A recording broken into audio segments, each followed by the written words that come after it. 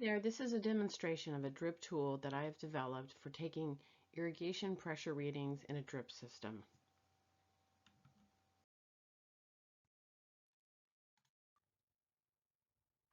Here we have various different emitters that I'm going to be trying out with this tool. So I have a 19-pound pressure regulator hooked up to this. So when I first put it on this emitter, I was a little perplexed why it exceeded 19 pounds. So I gave it a second and then it came back down, and there you see it was right about 20 pounds. And that was a somewhat larger barbed outlet emitter. Now here I'm showing you where you can use it on an open-ended tubing coming off of an emitter. And that is a little bit more challenging because sometimes it's not cut really straight, so it might take you a couple of tries to get it, but you should be able to get it.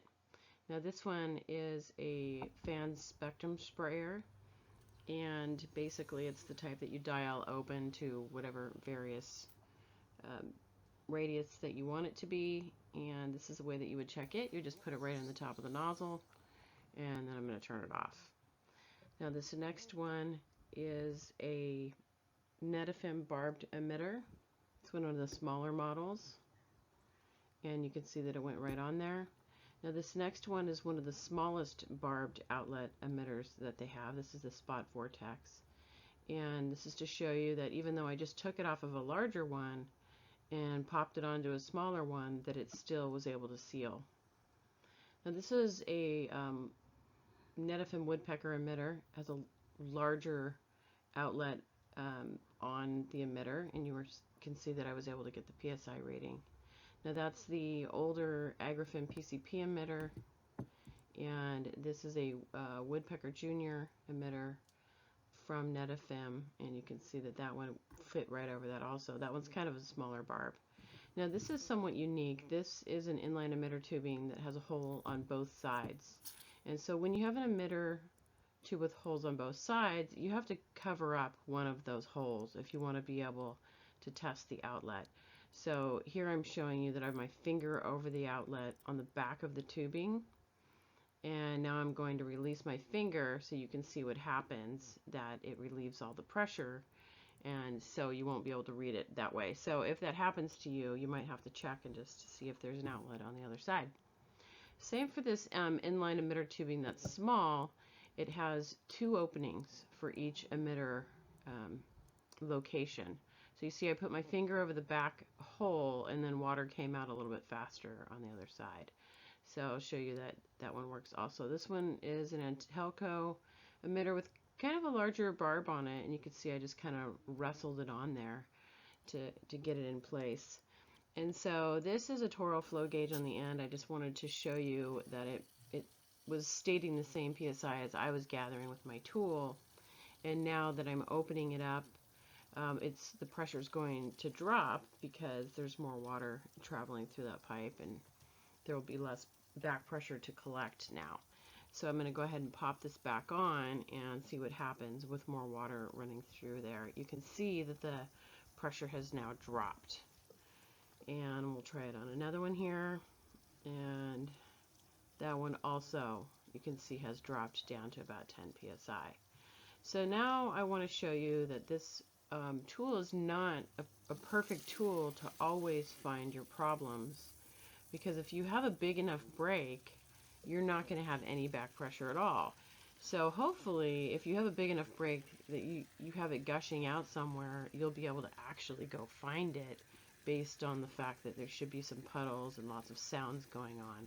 So again, like I said, it's going to show 0 until you start getting some back pressure. So now we're under the assumption that you found your leak, you've made the repair, and hopefully you'll be able to bring your PSI back up to normal.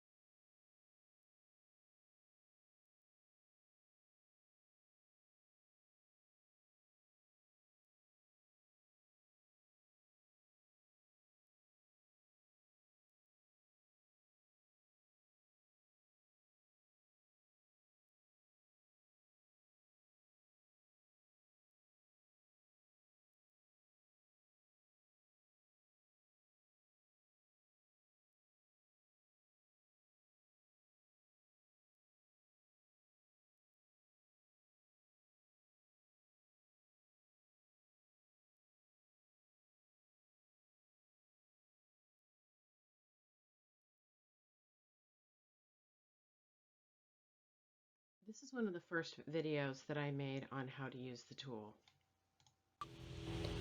Hi there, I'm going to show you how to check drip irrigation PSI during a drip assessment without having to poke a hole in the tubing. I've developed this tool right here to help you be able to check PSI ratings at each individual emitter site without having to poke a hole and having to fill it with a goof plug. So basically what we have here is a liquid filled gauge, and connected to it is a 1/4 inch by 1/8 inch brass bell reducer. Attached to that is an air compressor gun tip, and this gun tip here is flexible rubber. So what it allows you to do is it allows you to press right up against a tubing that has a flat surface emitter, like an inline emitter tubing. It also allows you to go over the barb of an emitter so that you can check the pressure. So I'm going to show you how that's done here on my sample. So basically what I've got here is a collection of different types of emitters. Here we have an Untitled pet frog emitter, and then we have various other different brands. I believe this might be a Jane. This is an Agrifem. This is Netfilm's inline emitter tech line tubing, Netfilm's Woodpecker 1 gallon per hour emitter, and then we have a couple of interesting little guys right here. We have the Woodpecker Junior from Netfilm with the spaghetti tube outlet, and we also have Agrifem's Everflow tubing here. The interesting thing with the Everflow tubing is it has an emitter on both sides. It has a hole on each side. So when you're using this tool, you have to cover up one hole so that you can take the pressure on the other side. Okay, so I'm going to take my gauge here and I'm going to put it over the outlet of these emitters so you can check and see what the pressure is while this emitter is running here. So I'm going to take this and put it right over the barb and push it down, and you'll see that this emitter has about 28 pounds behind it. I'm going to move on to the next one. This one has a little bit fatter barb, but I can get it on there, push it on, 30 PSI, pop it back off, move on to the Agrifem PCP emitter, put it over the barb. And as you can see, it also has 30 PSI. This one's a little trickier because it doesn't have a barb, it's inline emitter tubing. But I'm going to go ahead and I'm going to push this right up to the hole on the emitter and hold it tight, and you'll see that it has about 24 pounds coming through it. Let's see if I can get that any higher, about 28. Then we have the Netfilm Woodpecker emitter. It also has somewhat of a large barb on it, but I could go ahead and wiggle that on there and get over it. It shows just about 30 PSI. This one's a little unique because I don't have the barb of the emitter, but I do have an open-ended spaghetti tube, which isn't real uncommon. So I'm going to go ahead and try to just butt this up to the end of it and see what happens. And there we go. Ooh, a little squirt in the eye there. But it sure beats poking a hole to do this, doesn't it? About 28 pounds, if I can get it to hold still there. There we go. Okay, and then this one is interesting because this Everflow tubing has a hole on each side of the tubing. So if you try to get a reading on this on one side, you're not going to get anything because there's no back pressure on the other side. So I'm going to hold my finger over the opposing hole, and I'm going to push this down over the hole. Oops, my finger slipped. Let's try that again. And then you'll see I have 28, 30 pounds. So there you have it, folks. Without poking a hole again, you can run along and check your emitter output and get your project done faster. So here we have some Netfilm emitter tubing. This is the Techline CV. It has an outlet every 18 inches. And I'm going to go ahead and check the PSI rating with my tool and see what I get. So basically I'm going to take my tool and I'm going to put this rubber tip right over the hole and see what I get. It's a little tricky to do this with one hand, but as you can see on my gauge here, I have about 22, 23 pounds. So now I pull it back off. I don't have to poke another hole to check and see what's going on. I just have to go down the line and find the next emitter hole, which is here, 18 inches along. And I can check that guy out. And as you can see on the gauge, it also reads 23, 24 pounds. And through most drip audits, they want you to get the beginning, the middle, and the end. So let's just call that the beginning. So we're going to cruise along here. I'm going to find another outlet. Here's one right here. And I'm going to push my tool right up onto that. And you'll see, there we go. Didn't have to poke a hole. And then we're going to cruise on down towards what we will call the end of the line. And see if we can find the tube. Here we go. We have another one right here. We'll push it on. And see what we get. And as you can see, we have 22, almost 24 pounds. So, compared to a traditional drip audit, that would have taken quite a bit longer to do than by using this tool. I hope you find this helpful.